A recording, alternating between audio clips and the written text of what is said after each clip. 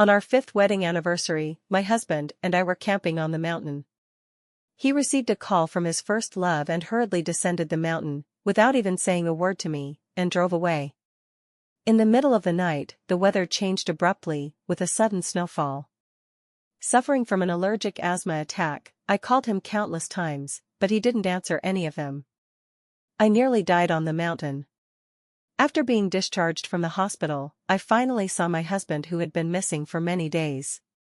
However, he opened his mouth to discuss divorce with me. He said, "Can we divorce for a period of time first? Ivy has been diagnosed with cancer and has less than a year left. I want to accompany her through the last phase of her life, and after she passes away, I will remarry you." For this, he was willing to mortgage all his assets to me. Seeing the restrained deep affection on their faces, I readily signed the divorce agreement. I discovered that my husband Ethan had disappeared 20 minutes ago. The howling wind outside the tent made my heart pound with fear. Stepping out of the tent, I found that the originally star-filled night sky was now pitch black, as if the weather was about to change. Before setting off, I had checked the weather forecast, and it was clearly good weather for these 2 days. However, seeing the tree trunks bent by the wind and the sudden drop in temperature, an uneasy premonition arose in my heart. I wanted to call Ethan to descend the mountain quickly. But after searching for a long time, I realized he was gone, and his phone couldn't be reached at all. In this remote wilderness, could something have happened to him? Before I could expand the search area further, the sudden drop in temperature caused strong cold air to irritate my airways, making my throat feel dry and itchy, and my breathing somewhat rapid. My intuition told me that it was an allergic asthma attack. I was glad that I had carried medication with me. But as I rummaged through the tent looking for the asthma inhaler, I discovered that the backpack containing the medicine had disappeared along with Ethan. Panic surged within me. I quickly dialed the rescue hotline and explained my situation. During the wait for rescue, I called Ethan dozens of times, but he still didn't answer any. Outside the tent, many starlights were dotted, very conspicuous in the pitch-black night sky. The medical rescue team from the foot of the mountain first used a drone to deliver the asthma inhaler to me. Later, after the rescue team came up, they carried me down the mountain and sent me to the hospital. It wasn't until dawn that Ethan's phone was finally answered. A gentle female voice came from the receiver. "Hello, how are you?" I was a bit dazed, feeling that the voice was incredibly familiar. But because I was too anxious, I couldn't think much and hurriedly asked, "I'm looking for Ethan, is he there?" The woman on the other end lowered her voice and whispered, "He was too tired last night and is still sleeping now. It's inconvenient for him to take the call at the moment. Do you have something? I can relay it to him later." "Who are you?" I asked, somewhat puzzled. "Ivy." "Ivy? Ethan's ex-girlfriend, didn't she go abroad in her junior year? And how could they be together?" My mind went blank. I couldn't understand how my husband, who was camping with me on the mountain last night, ended up at Ivy's place after disappearing in the middle of the night. And Ivy said he was too tired last night and still sleeping. My throat suddenly felt dry and parched, unable to utter a word. Seeing that I hadn't spoken for a while, she continued, "Then, when Ethan wakes up, I'll have him call you back?" I finally squeezed out a hoarse voice, "No need, when did he go to your place?" She paused, seemingly recalling. After a moment, she replied, "Around 2 in the morning, I think. I wasn't feeling well and called him, so he rushed over." Her tone was calm and indifferent, as if answering an unrelated person's question. I didn't believe she didn't know who I was. At least in my memory, Ethan's phone had me noted as wife dear. But, it didn't matter anymore. From the moment Ivy answered Ethan's phone, our marriage was doomed to have no possibility of continuing. Lying on the hospital bed, I stared blankly at the ceiling. I couldn't figure out why a perfectly good wedding anniversary had suddenly turned into this. I had always prided myself on having a happy and loving marriage with Ethan. Although I knew he had once had a passionate romance, and that his girlfriend at the time was our university's campus belle, Ivy. But who doesn't have a past? There was no need for me to dwell on them since they had already broken up, Moreover, Ethan and I got together 3 years after Ivy went abroad. Even if it were mourning, the 3-year period should have been over. Now it seems I had blindly trusted our marriage. Due to the high fever, the doctor feared that the asthma might cause a lung infection, so I was observed in the hospital for 3 days. I asked a lawyer friend to draft a divorce agreement for me. Since Ethan wanted to go back to his first love, I had no reason not to fulfill his wish. 3 days later, I was discharged and went home. When I returned to the villa and tried to unlock downstairs, the fingerprint verification failed repeatedly. I tried the password, and it was also wrong. I frowned and rang the doorbell. It was Ethan who came to open the door. Upon seeing me, anger immediately appeared on his face. "You still know to come back? You haven't returned home these days, where exactly have you been?" He had the nerve to question me. "What do you think?" I sneered coldly.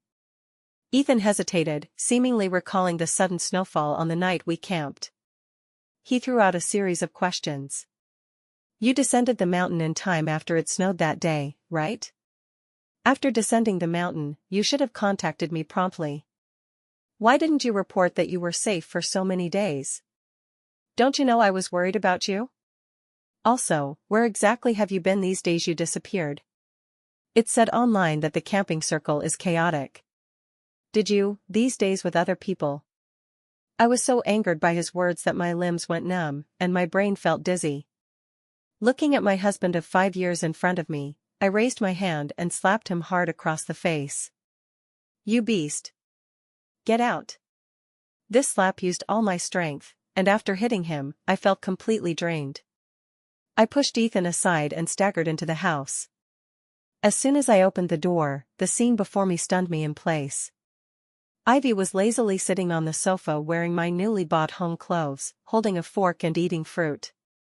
Ethan had actually brought her home. My brain felt dizzy again. The girl stared at the TV. "Ethan, I want to drink hot cocoa, can you make me a cup?" Seeing no response, she turned her head toward the door.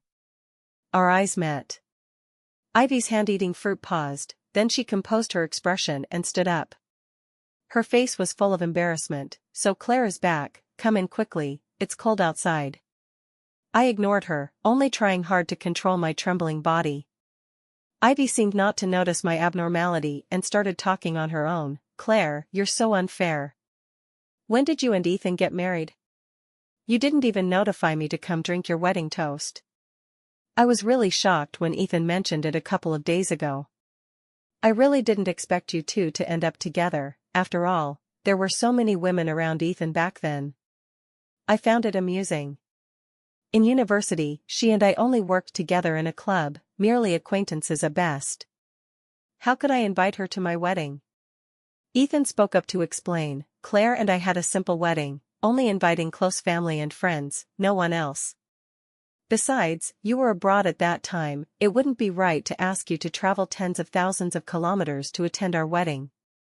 The woman neither agreed nor disagreed, suddenly exclaiming, "Ethan, what's wrong with your face? Couldn't it be that Claire hit you?" Then she said to me, "Claire, you're too overbearing. You've been out playing and not coming home these 2 days, Ethan has been thinking about you all the time, how can you hit him as soon as you come back?" When camping was mentioned, Ethan's face darkened further. I looked at Ivy and asked with a smile, "Ivy, are you planning to rekindle old flames with Ethan?" Ivy was stunned. Then, as if her lie had been exposed, she shook her head in panic. "No, you're married, how could I want to destroy your marriage?" However, her answer lacked confidence. I continued, "Since you don't want to destroy our marriage, who are you performing this green tea act for now?" "Who's being green tea?" Ivy's face instantly turned red. "It was Ethan who said I wasn't feeling well and insisted I stay at your house, otherwise do you think I care to come?" I sneered, "Is that so? I see you two are having quite a good time." "You." Ivy's eyes turned red with anger, and she furiously threw the fruit fork in her hand to the ground. Ethan frowned deeply and spoke in a low voice, "Ivy and I have nothing, there's no need for you to say such harsh words." I raised an eyebrow. "What? You can do it, but I can't say it? You find my words unpleasant?" I haven't even complained about how ugly your actions are. Ivy looked aggrieved. Claire, don't go too far. I scoffed. I'm going too far? You come into my house, sit on the sofa I bought, wear my clothes, and say I'm going too far? Are you okay? Say less. Ethan tugged at my hem from behind. But Ivy had already covered her face, crying, and ran to the bathroom, then slammed the door shut with a bang. I kicked off my shoes and walked straight inside barefoot. Ethan followed closely behind me. I suddenly turned around sharply. He couldn't stop in time and stumbled, almost falling to the ground. I crossed my arms and sneered, "Mr. Ethan, are you planning to enjoy both wife and concubine? Letting the original wife and the mistress live under the same roof?" Ethan stepped back, hastily avoiding my mocking gaze. "What nonsense are you talking? Ivy has stomach cancer, her husband divorced her, she has no relatives in the country, so I brought her back to take care of her. I originally planned to discuss it with you before bringing her over, who knew you wouldn't come home for several days in a row." I was stunned. Ivy has stomach cancer? I took out the discharge certificate from my bag and threw it at his face. "Why didn't I come home?" "It's because you sneaked down the mountain in the middle of the night and left me there. You took away my spare asthma inhaler. I had an asthma attack and almost died on the mountain, and you ask why I didn't come home?" By the end, I was already roaring. Ethan held the hospital's diagnosis certificate, his hands gradually starting to tremble. Thinking about how I almost lost my life on the mountain due to an allergic asthma attack. Recalling how, even under breathing difficulties, I was still worried about him. Intense hatred surged in my heart. I raised my hand and slapped him hard across the face again. This time he didn't dodge. 5 finger marks appeared instantly. He touched the cheek I had hit with his tongue, his expression pained. "I'm sorry, Ivy had a sudden gastric hemorrhage at that time, she had just returned to the country and didn't know who to contact for a moment. I was too anxious, I didn't notice that I casually took the backpack down the mountain when descending. By the time I realized, I was already at the foot of the mountain, so." I raised my hand again and gave him another slap. He could have woken me up, told me, and called me to descend the mountain together. Instead of sneakily taking the backpack, driving away the car, and leaving me alone on the mountaintop. Ivy rushed out of the bathroom upon hearing the sound. She blocked in front of Ethan, assuming a protective stance. "Claire, if you want to blame someone, blame me. It was I who called Ethan. I didn't expect you to suddenly have an asthma attack, but all said and done, didn't you come back safely?" I was speechless and laughed. "In law, isn't attempted murder still called murder?" I roared at her, "Get out." Ethan's brows furrowed, he protected Ivy behind him. "Claire, it was me who descended without telling you, it was me who left you on the mountain, everything is my fault, you can hit or scold me, but please don't hurt Ivy, she's innocent." I took a deep breath, trying to alleviate the grief and indignation in my heart. But my hands were still trembling with anger. Ivy's small face was pale, full of a sense of brokenness. "Ethan, maybe I should go stay in a hotel, I don't want you two as a couple to argue because of me." After saying that, she apologized to me. "I'm sorry Claire, but Ethan and I really have nothing, I hope you don't misunderstand him." What a fine cup of tea. With a smile on my lips, I coldly watched her tea art performance. Ethan's gaze swept toward me, his voice as cold as frost. "This villa is half owned by us as a couple, I won't let Ivy leave." He said it as if notifying me. Ivy's beautiful eyes brightened. But she still pretended to decline. "No need, Claire doesn't welcome me, I don't want you to because of me." Ethan interrupted her, "She and I won't have any problems, just stay with peace of mind. What if you suddenly vomit blood in the middle of the night like a few days ago? Do you expect the hotel staff to send you to the hospital?" Ivy lowered her head somewhat guiltily. "I'm sorry, I've implicated you." The two of them sang in harmony, treating me like air. I pinched my tiger's mouth to keep my dizzy mind clear. Ethan spoke to Ivy. "Ivy, you go to the room first, I have some words to say to Claire." The woman hesitated, wanting to speak but stopping. She tightly grasped Ethan's hem. "Don't argue because of me, I can move out anytime." Don't worry, she and I won't argue, be good, go back to the room first. Ethan patiently comforted her. I closed my eyes weakly. Waves of nausea surged in my heart. Ivy went to the upstairs bedroom, looking back every 3 steps. Hearing the door close upstairs, Ethan spoke to me. Claire, I want to discuss something with you. I clenched my teeth and said nothing. Ethan continued, can we handle a divorce for a period of time? Probably fearing my refusal, he quickly explained, Ivy's condition is quite serious, she may have less than a year left, that's why I brought her home to take care of her. I looked at him coldly, waiting for him to finish. You know, I had a relationship with her in university. At that time I promised to take her to do many things, but because we were still studying and financially tight, most of them couldn't be realized. Now her life is coming to an end, she returned to the country to fulfill her last wishes. I want to accompany her to complete those past promises. Ethan stammered to finish. Then there was silence. A long silence. I almost thought there was something wrong with my ears. I never thought in my lifetime I would hear such an absurd and outrageous reason for divorce. Seeing that I hadn't responded, Ethan said anxiously, don't worry, I'm just helping Ivy fulfill all her wishes, accompanying her like family. After she passes, I'll handle her affairs and come back to remarry you. Facts prove that under extreme speechlessness and anger, one would laugh instead. Am I some cheap person? Needing to cooperate with him in his deep affection for his ex-girlfriend, and then wait eagerly in place for him to return. I disagree. I said firmly. Although I had already drafted the divorce agreement, seeing the anxious expression on the man in front of me, I suddenly changed my mind. Ethan choked. At that moment, a woman's voice came from upstairs. Ethan, don't mess around, I won't agree to the proposal you made with me before. She leaned on the second-floor railing and shouted, Claire, don't listen to Ethan's nonsense, he's just worried about my health, but I don't want to intervene in your marriage, I'll move out tomorrow. I sneered. Don't want to intervene, but hasn't she already intervened? Downstairs, neither Ethan nor I responded. But Ethan seemed to have made up his mind, and when he spoke again, his tone carried some coldness and distance. Claire, our divorce is only temporary, no longer than 2 years at most. As compensation I can gift you 10% of the company's shares. My voice was colder than his, and word by word, I said, I disagree. A mere 10% of the shares. But that's my husband, my beloved spouse of 3 years of marriage.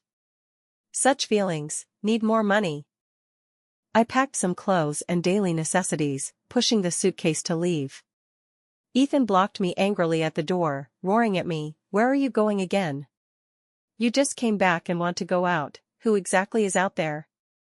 I said, we're just temporarily divorcing, Ivy doesn't have much time left, can't we help her fulfill her last wishes? I scoffed lightly, all her wishes must be fulfilled? If she wants to go to the moon, would you send her up too? Ethan rubbed his hair irritably.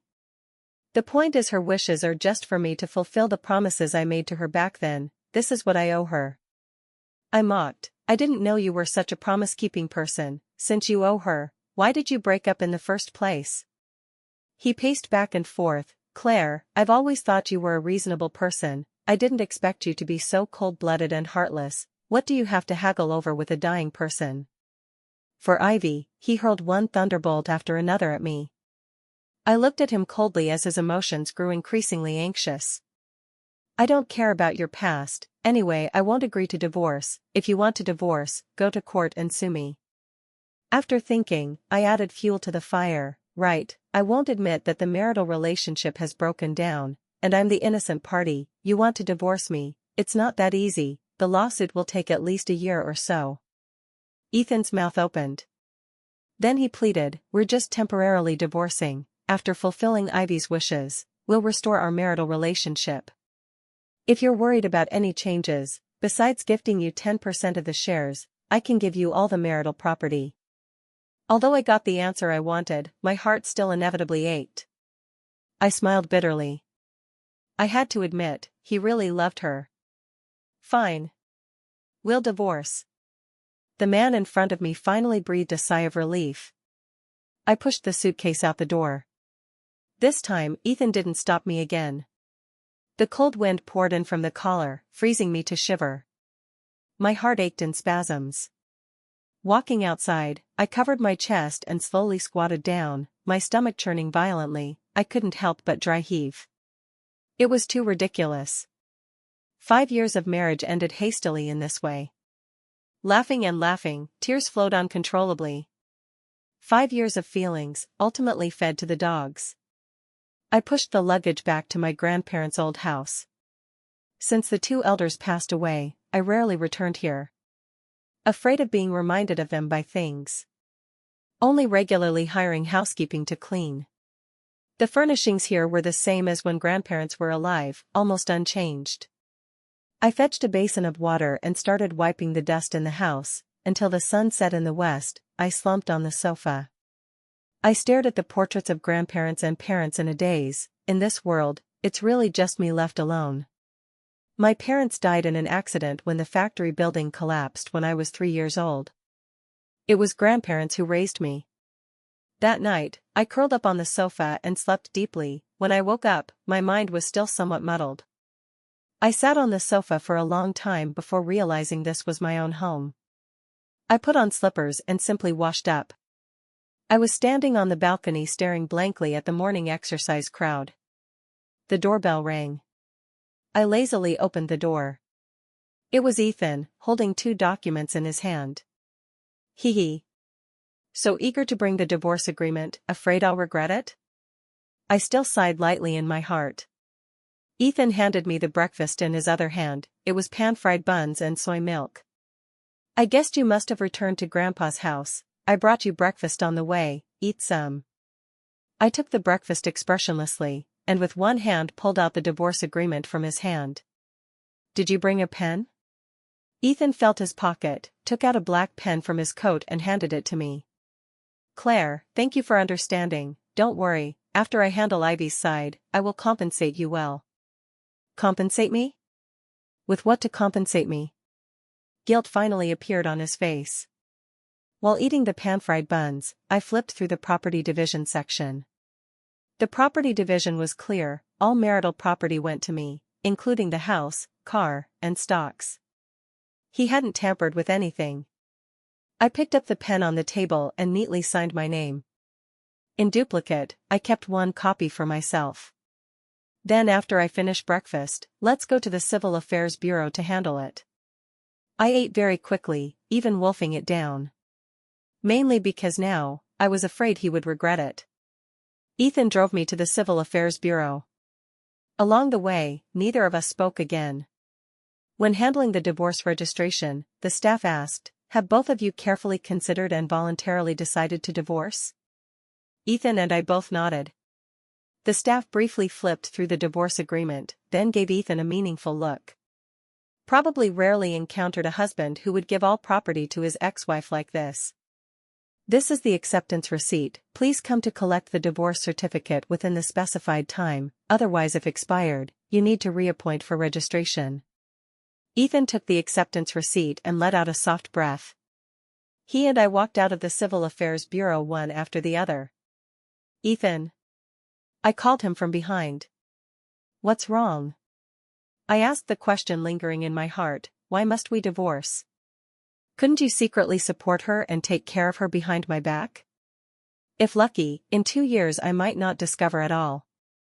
Ethan slowly turned around, his gaze deep and firm. I won't let her bear moral condemnation, nor allow others to gossip about her. She has never been anyone's third party. Divorcing you is merely to take care of her as a friend. I have no intention of anything happening with her, you can rest assured. Oh, so that's how it is. I think what he said makes sense. Then I can take his property with a clear conscience. Between feelings and money, I have to get one at least. A month later, Ethan and I successfully obtained the divorce certificate. The house, car, funds, stocks all transferred to my name. I originally held 35% of the company's shares, plus the 10% he gifted me. Now my shareholding is almost on par with his. This company was founded 6 years ago with me accompanying him. Recalling the initial stage, it was simply a long battle with numerous difficulties. Our startup capital was scarce, every decision was like walking a tightrope.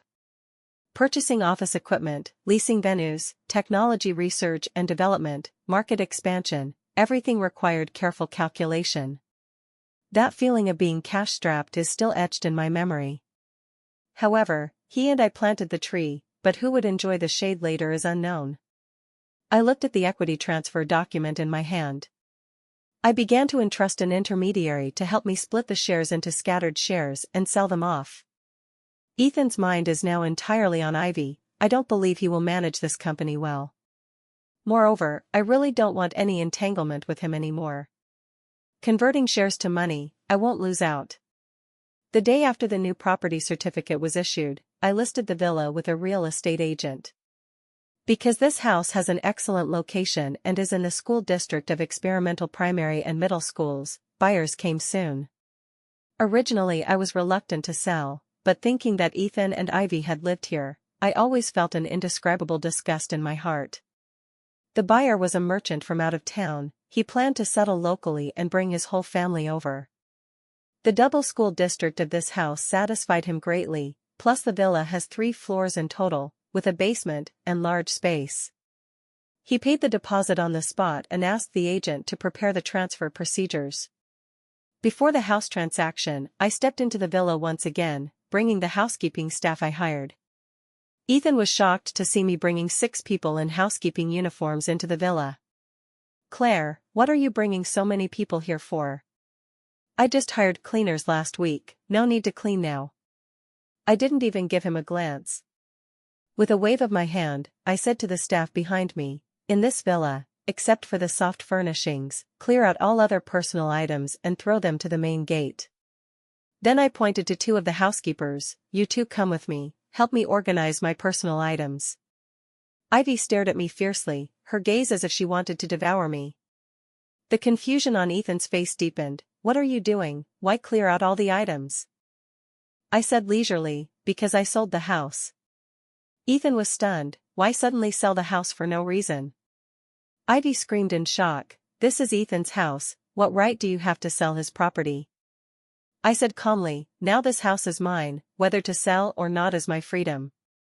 Ethan grabbed my wrist and pulled me aside, his grip too strong. I couldn't help but cry out in pain. He lowered his voice, "You sold the house, where will we live after we remarry?" "When did I agree to remarry you?" A smile curved at the corner of my mouth. Ethan completely froze in place. I shook off his hand. Continued to direct the housekeepers to move all my items to the truck outside. Ethan seemed to finally react. He blocked me angrily. "Claire, we're just temporarily divorced." I scoffed lightly. "May I ask if the law has the words temporary divorce?" "Divorce is divorce." Ethan was stunned, then his face gradually cooled down. He gritted his teeth. "You actually set a trap for me?" I also withdrew my smile. "All of this was proposed by you voluntarily, how can it be considered me setting a trap for you?" Ethan stared at me fiercely, his eyes bloodshot making him look ferocious. My expression was ice cold. "Ethan, from now on, you are you, I am me, we have no more entanglements." He seemed not to expect me to be so resolute. His mouth opened. In the end, he didn't say a word. 2 months later, the shares in my hand were gradually sold off. After Ethan learned about it, he called me in a rage. "The shares were mortgaged to you by me. What right do you have to sell my company's shares?" I didn't want to argue with a fool. "The shares are under my name, I can sell if I want, that's my right." He said angrily, "Then why didn't you sell directly to me? Do you know how important those shares are to me? Others buying those equities can have control over major decisions in my company, do you understand?" His roaring voice was deafening.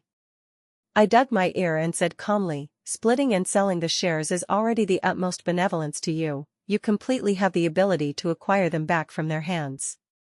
Ethan took a deep breath. "Do you really want to put me to death? I've explained to you that the divorce is just to help Ivy fulfill her last wishes, do you have to be so unreasonable? But even if you make a fuss, there should be a limit, this way both sides suffer, what benefit is there for you?" I suspected he had some serious brain issue. Where's both sides suffering? Clearly only he is hurt. I didn't want to listen to his paternalistic preaching anymore, so I hung up the phone directly. After thinking, I simply pulled his number into the blacklist. Once and for all. Time flies, several months passed again. When Ethan and I divorced, it was the depths of winter, now it's the season of osmanthus fragrance filling the garden. While scrolling Facebook, I accidentally came across an account. The profile picture was Ivy. Big data is really precise, even though I've deleted their contact information, I can still come across them. Ivy's latest video was of her and Ethan kissing under the aurora in Iceland. In the video, although she wore loose warm cotton clothes, one could still see her face full and radiant. Where was there any sign of a patient? I had to sigh at the power of love to bring people back from the dead. On the contrary, Ethan had lost a lot of weight, looking sickly and somewhat haggard. But what does that have to do with me? I clicked not interested in this author. Unexpectedly, at this time, Ethan's company had a major flaw.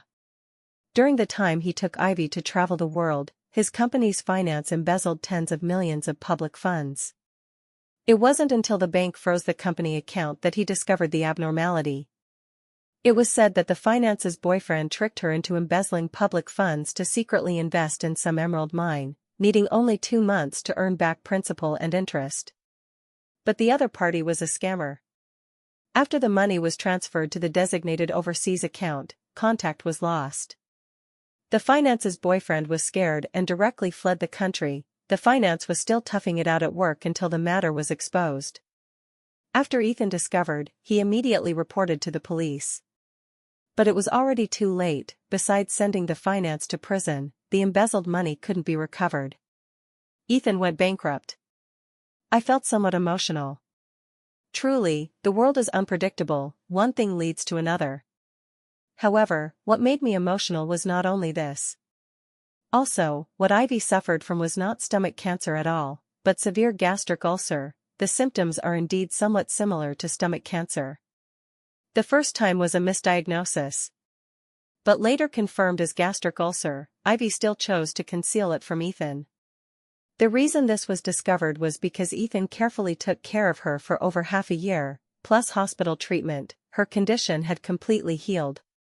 The complexion of a healthy person and a cancer patient. Even if Ethan is a fool, he could distinguish a bit. He took Ivy directly to Shanghai for re-examination. After a series of checks, besides finding Ivy had some gastric distension, there were no other issues.